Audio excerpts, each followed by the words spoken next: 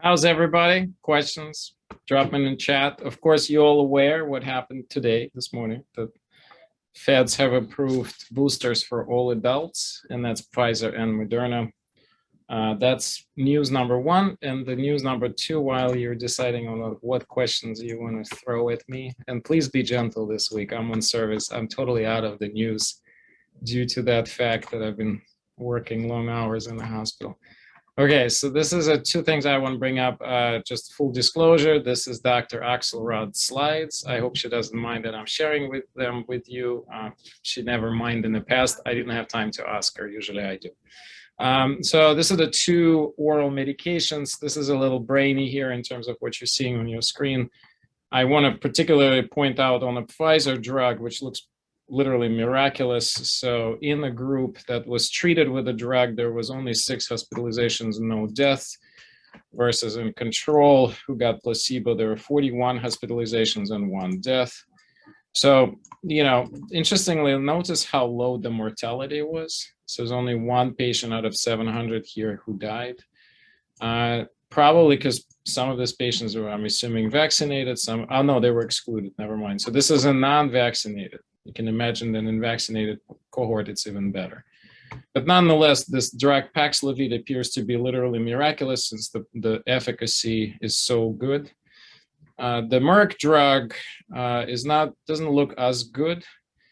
You can see it only cut the risk of hospital or death in about half.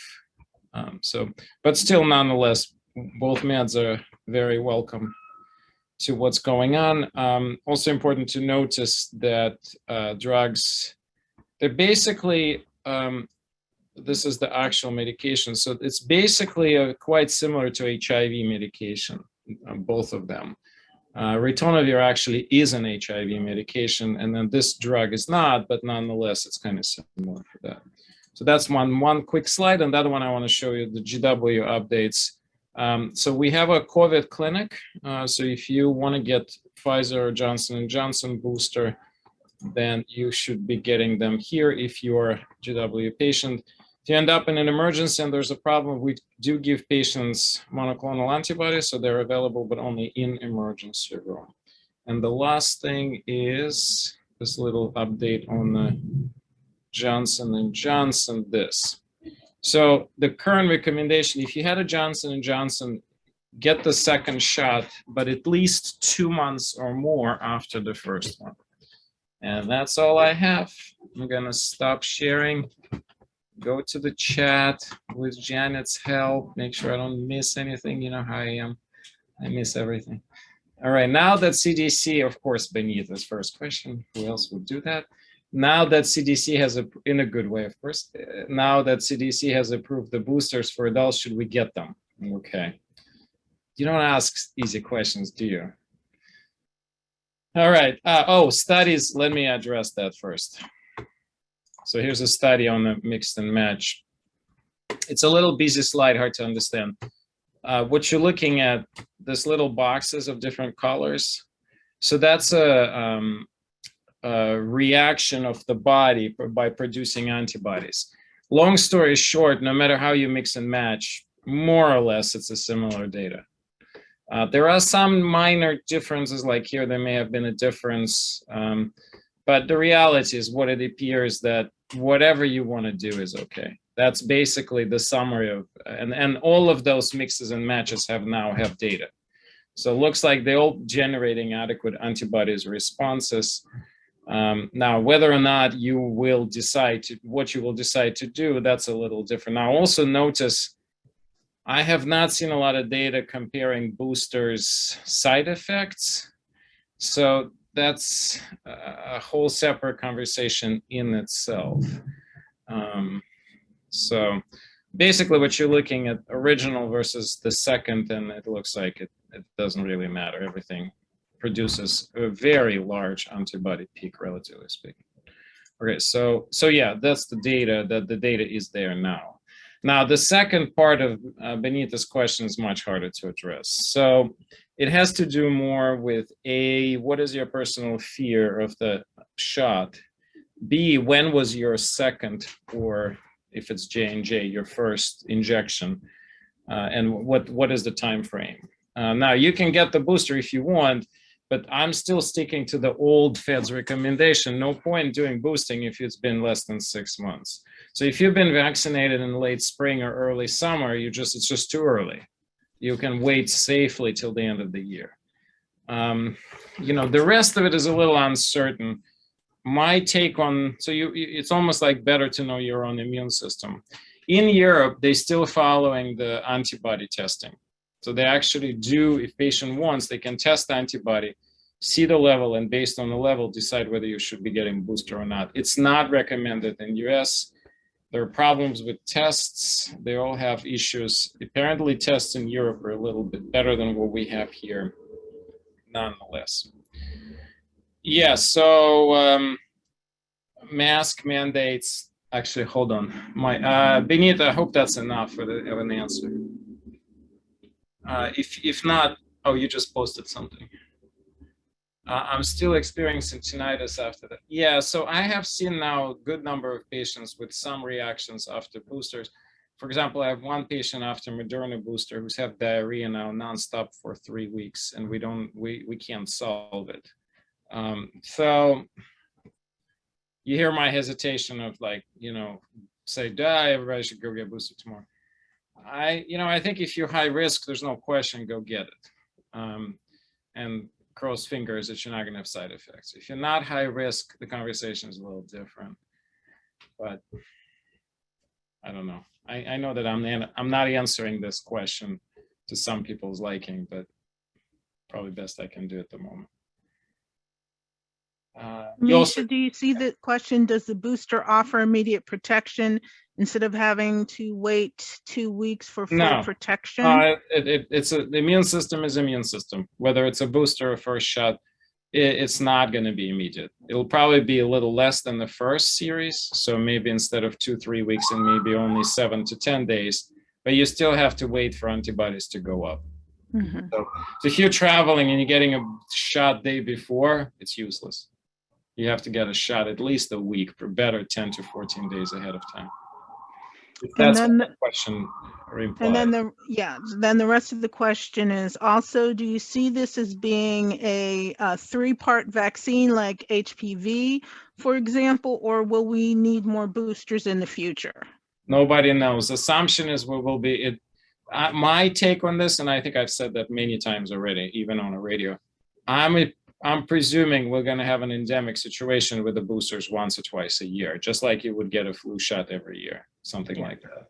The question would then be, who will be getting those annual boosters? It's possible it'll be exactly what's going on currently with the flu, which is high-risk populations, so people working in a hospital, and then anybody with a weakened immune system, 65 plus, people with autoimmune conditions, people on immune suppressants, transplants, et cetera, et cetera. So this is a fascinating, right? So DC mask mandate got dropped because we're very close to the recommended 50 cases per 100,000 of population per week. We're at about 80 this past week. So it's dropped a lot. Just to give an example, there is no patients on oxygen in the hospital. There is only like a handful of cases, and nobody's sick enough. Nobody in ICU, as an example. So we've never had such a low case load in the hospital. I'm on service and busy like here, but that has nothing to do with COVID. It's just patients get sick for other reasons. I will assure you that. God didn't cancel other diseases, as far as I've been told. So yeah, I don't know why. The Montgomery County, there's apparently several places of flares. That's what I understand. That's why they decided to reinstate mask mandate, which is kind of crazy. But I guess each state is on their own in this game. Yeah, thanks for the comment on the barley water. It's interesting. I'll let my patient know.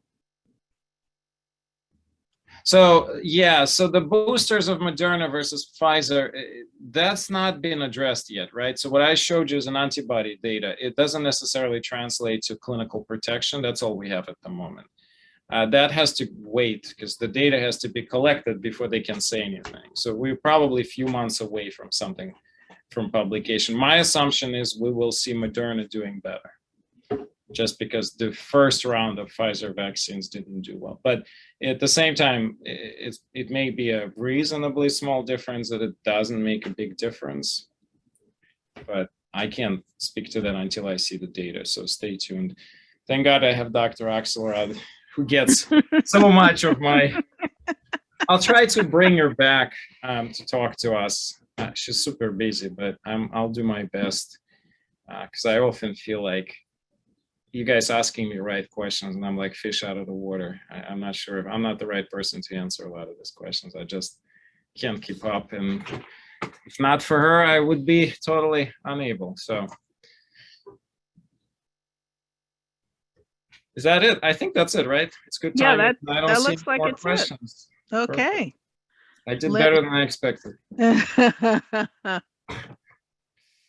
And so off to Laura. Thank you, Ms. Paul, so much.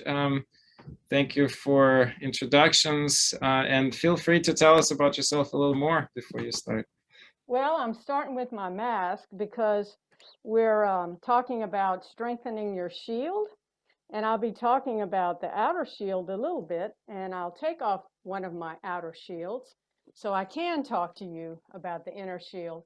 In addition to what Jeanette introduced about me, I also work for Smith Center's mother program, Commonweal, as a senior researcher for a website called Beyond Conventional Cancer Therapies. And in that website, we help people wisely navigate the world of integrative cancer care. So you'll hear me talking about that.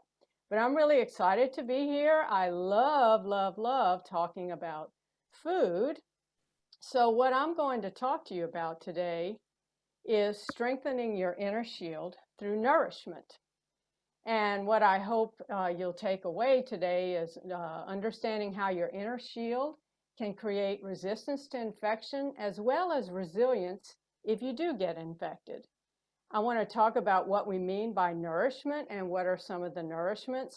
And I want to talk about foods and eating patterns that strengthen your inner shield.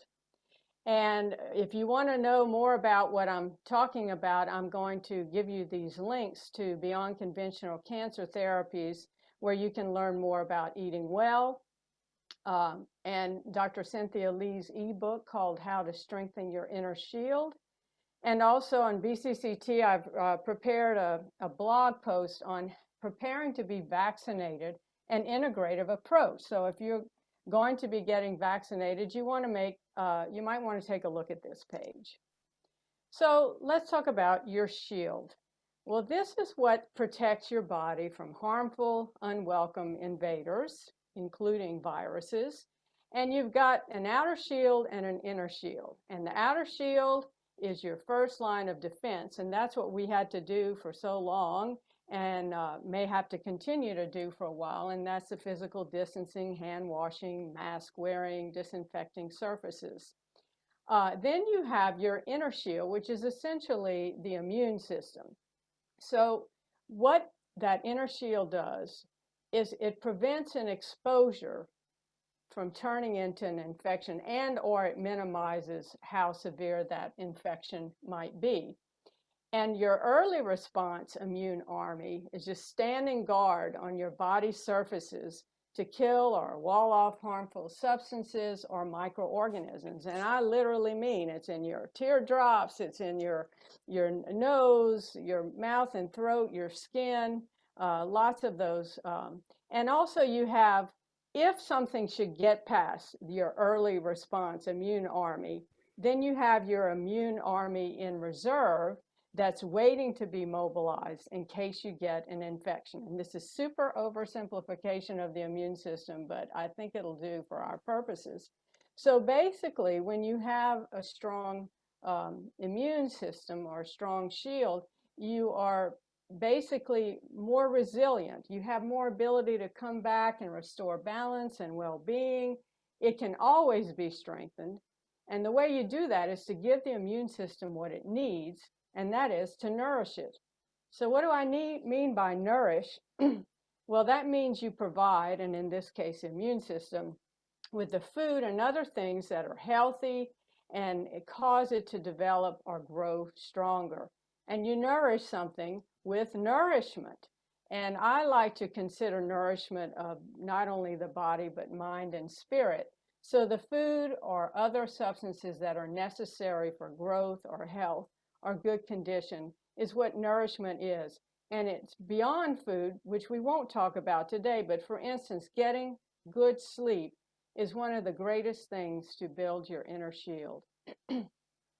So there are some COVID factors that might, some risk factors that are connected to diet or might be able to be impacted by diet. But some of the risk factors for getting COVID or having a more serious infection could be in those with reduced immunity, chronic inflammation, poor sleep, being very overweight, diabetes, your microorganisms in your gastrointestinal tract, for instance, may be imbalanced. There's evidence that even with the flu, that people who report greater loneliness tend to have a greater flu severity. And severe unmanaged stress. All of these can really tear at your resilience. So I'm going to switch now to talking about nourishment through food and some general guidelines on diet. What's good for the goose is good for the gander, I say. And so what's good for COVID is good for general overall health. So whatever I say today is not, can be applied to your life beyond COVID and beyond this pandemic. So eat a whole foods, plant-based diet. And by plant-based, I don't necessarily mean totally vegetarian, but that plants make up the majority of the foods you eat, with most emphasis on fruits and vegetables. And focus for the most part on food.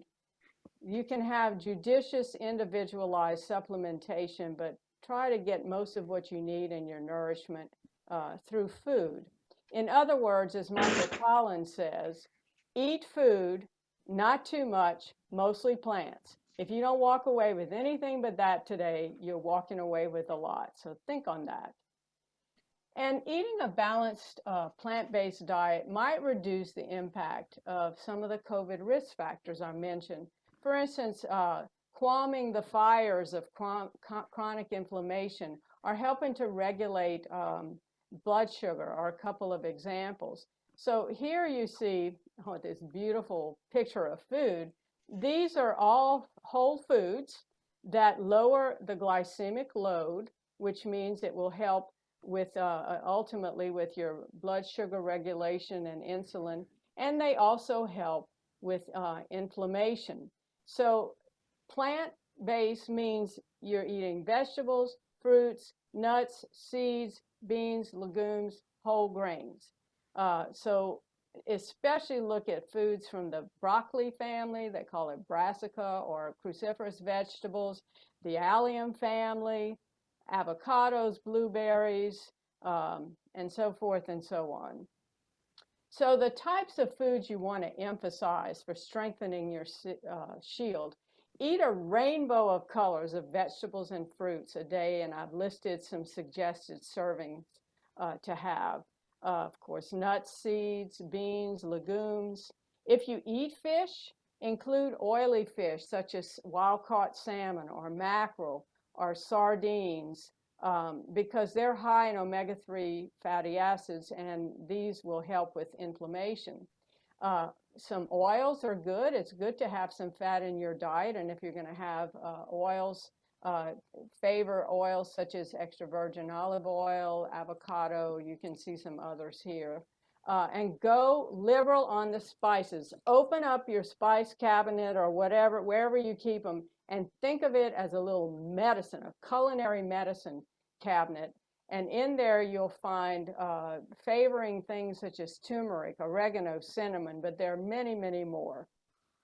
Some specific power foods in terms of COVID and what we know about some of the nutrients and minerals and vitamins that are useful. So apples, preferably organic, they can contain quercetin, or some people call it quercetin, which is supportive of immunity. They are high in fiber, and those little microorganisms in your intestines love to work with, they want good food too, so fiber is good food for them.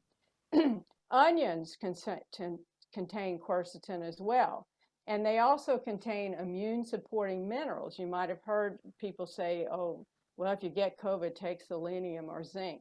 Well, you can get it to some degree in your food as well. They also are high in sulfur, which helps to detoxify harmful chemicals and substances in our body. Lemons are antioxidant, contain vitamin C, which is an antioxidant. And here's an idea of how to get your lemons in the day. Garlic contains a compound called allium, which is actually directly antiviral. And maybe because people smell a little strong after they eat it, it keeps people physically distanced from each other. Maybe that's how it works. I'm not sure. Bone broths contain not only minerals, but it contains gelatin, which with important amino acids like glycine that can help with your immune response. And fermented foods, naturally fermented pickles like sauerkraut, pickles, kimchi, fermented yogurt, kefir, kombucha. These contain microorganisms that help reinforce that shield of the linings of your gastrointestinal tract. And also, when you ferment a food, you're kicking it up a notch in terms of nutrition, because that fermentation process will make vitamins and other beneficial substances in the process of fermenting. Good hydration. All your body processes depend on good hydration. And on this slide, and you have a handout of this, you can go and take a look at some ideas for hydration. And also remember that you can also get hydrated in part through soups and high water content foods. So you don't necessarily have to drink it all if you're getting your fluids in other ways.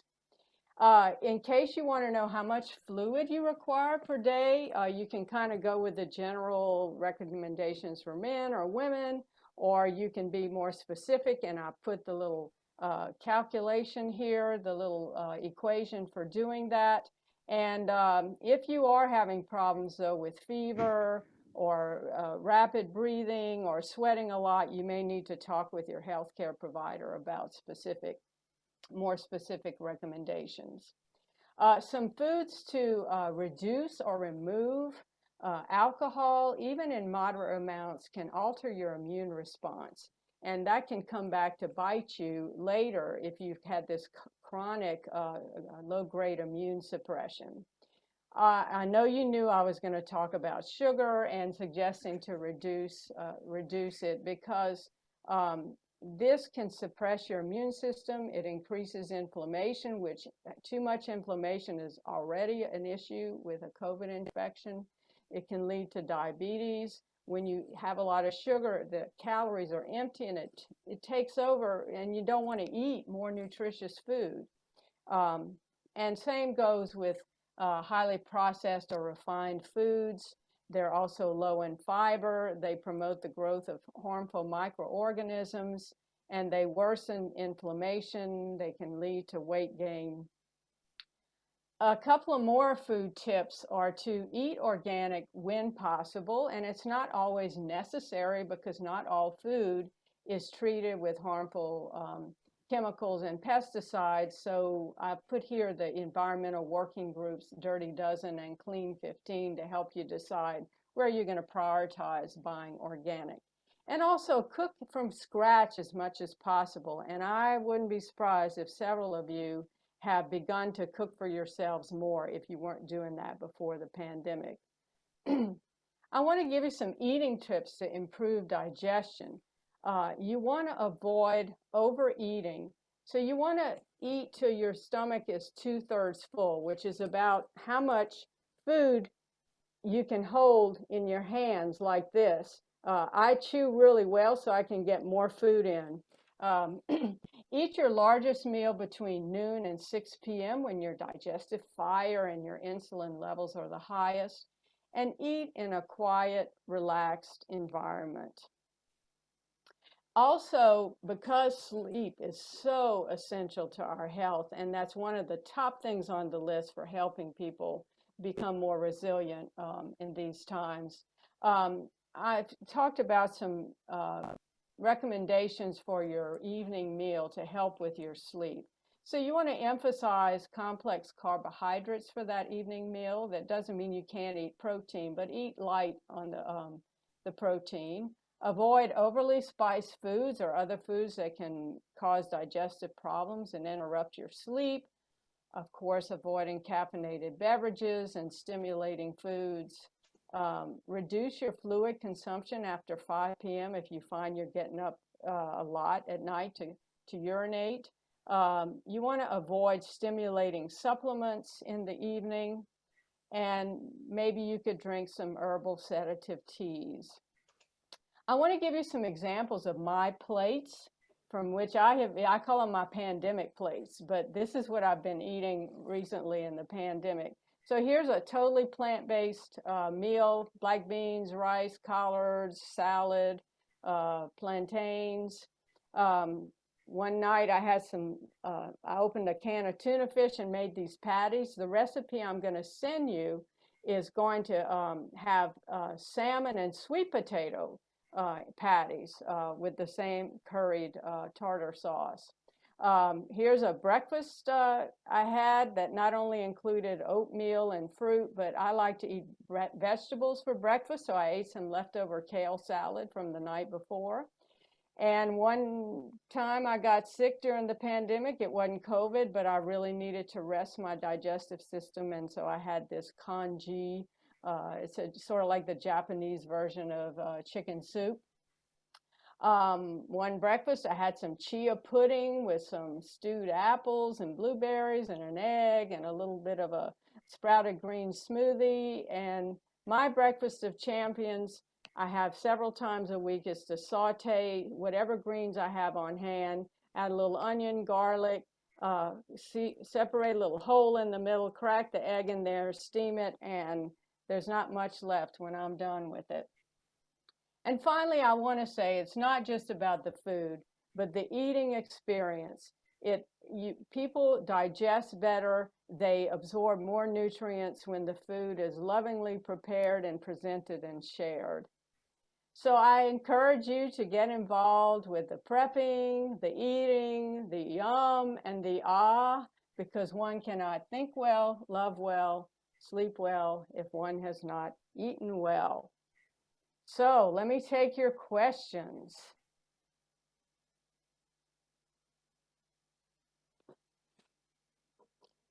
Jeanette, do we have any questions? It doesn't look like it. Oh, no questions. Okay, I was going a mile a minute. I know people probably didn't have time to, but Okay. I'll say two things. There is a question. Oh, So I have a question. All right. I'm too lazy to cook. So basically I have what I eat for breakfast, lunch, dinner. It's almost the same. Like Monday, I don't know, I think I have oatmeal with some fruits, berries. Tuesday for breakfast, I have egg and avocado. They repeat Wednesday, Friday, Tuesday, Thursday. So for dinner and lunch, it may vary. So it's not easy to cook every day. Or I don't want to plan, I don't want to think. So this is the plan I have. This is Monday breakfast, Monday lunch, Monday dinner. Does it work for you? Does it work for you? Yes, it makes it easy. Yeah, okay. Like you, I cannot do breakfast like you had all those complicated breakfast. No, you know. Yeah. So, you know, it takes about not long to scramble an egg. And I don't know if you ever get the baby spinach, because it like cooks in 2 seconds. You put a little oil in the pan, a little baby spinach. I don't cut up onions and garlic. I just shake some onion powder, some garlic powder, and crack the egg. So what I do, because I don't always think about cooking, I have lots of other work that has nothing to do with cooking. So I keep what I call keep it simply a simple, healthy pantry. And I have lots of things that I can go to. I just make sure I keep some like convenience vegetables on hand. I might have some canned tomatoes. I got my spices there, my oils, and things in the freezer. So when I do cook, I'll cook extra so that I can freeze it, like soups and beans. Yeah. And if you have access to, I mean, some of the grocery stores now have great meals, like at Whole Foods, and I don't get paid anything by Whole Foods, but whenever I come to DC, I go and I get their chef's lunch plate for like $8. You get 2 sides and a main protein, and it's usually enough for 2 meals. So I don't eat something different every time. And if I make oatmeal, I make enough for several days. But I might also cook quinoa instead of oatmeal and have that like a breakfast cereal. So yeah, I'm happy to, speak with anybody. If you go through Smith Center, you can get a navigation session with me, and I can give you some ideas.